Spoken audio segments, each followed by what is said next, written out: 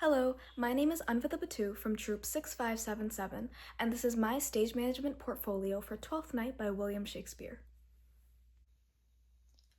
So before I start, I just wanted to add some context to my experience coming into this production and the things expected of me. Twelfth Night is my first time stage managing and my third production overall. I had, however, been assistant stage manager of my high school's spring musical prior.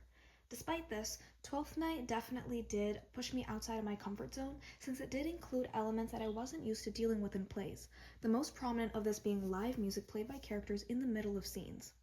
It was such an interesting premise personally to work with as I was in this role. This is a bulleted list of all my responsibilities as stage manager.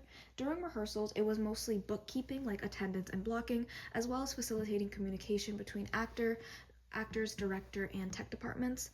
Before performances, I kept everyone on time and also assisted with actors' makeup when necessary.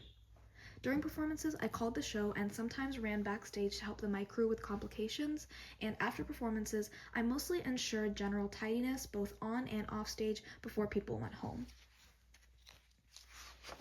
This is my table of contents, mostly for convenience in navigating the PDF form of my portfolio.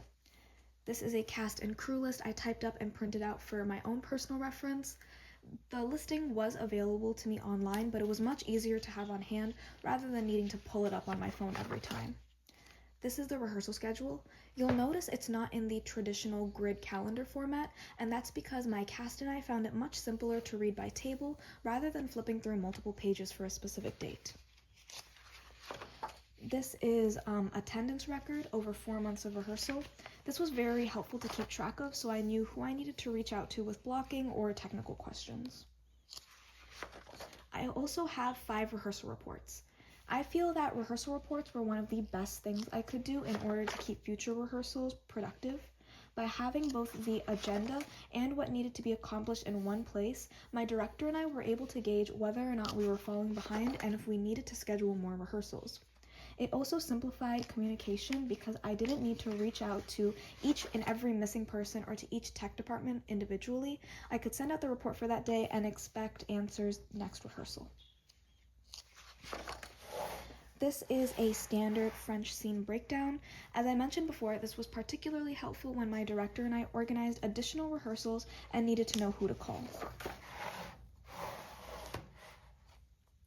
This is a prop list and a prop table diagram. The prop table diagram is quite simple, just useful to have on reference in case it needed to be disassembled between show days. The prop list is also quite standard, but at the top you'll see a note saying guitars kept in the wings are not included in this list. This calls back to that live music aspect I mentioned earlier, where characters sang and played instruments on stage. I elected to include this during blocking rather than on the prop list because the actors were much more likely to reference their blocking rather than the prop list. So in that way, I made sure the information got communicated right. Next is costume and makeup plots for each character. Personally, one of the most fun parts of the director's vision is that the aesthetic of this whole play is based around alternative culture of the early 2000s as well as the fashion of that time. So the makeup and costume crew and I worked together to ensure that the makeup and costumes reflected that and delivered what it needed to. And you'll see that each character has their own dedicated cell.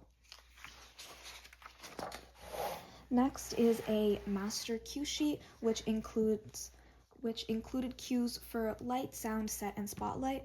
Although Twelfth Night was not particularly cue heavy in this instance, it still required a lot of coordination as some of these cues overlapped with each other and with character entrances. As you can see, I have it color coordinated based on what type of cue it is for easy navigation.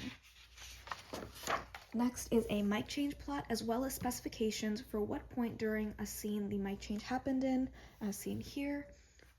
My theater only has so many mics, and this play has many characters that had substantial speaking roles. So having the sheet on hand was very useful, especially on show days where there were a couple of mic emergencies and I had to run backstage from the booth to assist the mic crew. I also have this plot color coordinated by when the mic change happens, whether at the end of the scene, in the middle, or no mic change at all. These are 3 sample pages of line notes that I took during rehearsals. Talking with my actors let me know that these highlighted portions that let them know what type of mistake they made was the most important to them, so I made sure I noted as much, even if I didn't get to write down the exact correct line. In that case, I'd usually just write down the line number for reference on correct line.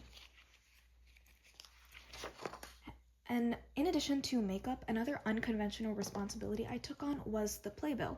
I made it from scratch on a graphic design website called Canva, collected bio from principal technicians and every cast member, and also made small advertisements for other events my troupe was hosting. Now, this is a sample of how I took blocking notes for 12th night. Because this was my first time stage managing, I did everything completely by hand, later scanning them to digitize. The biggest way that I adapted my blocking for this play was by separating each action by character as seen here.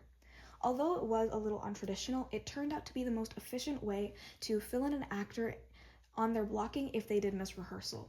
I also dedicated space to include small diagrams of positions as they evolved throughout the scene. I used blue tabs for sound cues, pink tabs for lighting cues.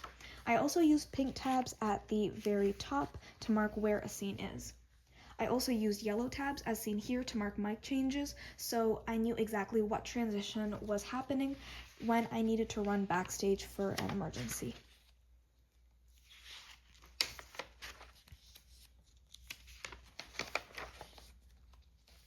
And that is the end of my prompt book. Although I am relatively new to theater, this being only my third production, being stage manager has taught me so much about organization, communication, and time management. I've definitely cultivated skills that will allow me to flourish as I explore professional environments, and I am honestly so grateful to have been a part of a production with a concept as intriguing as this one. Thank you so much for your time.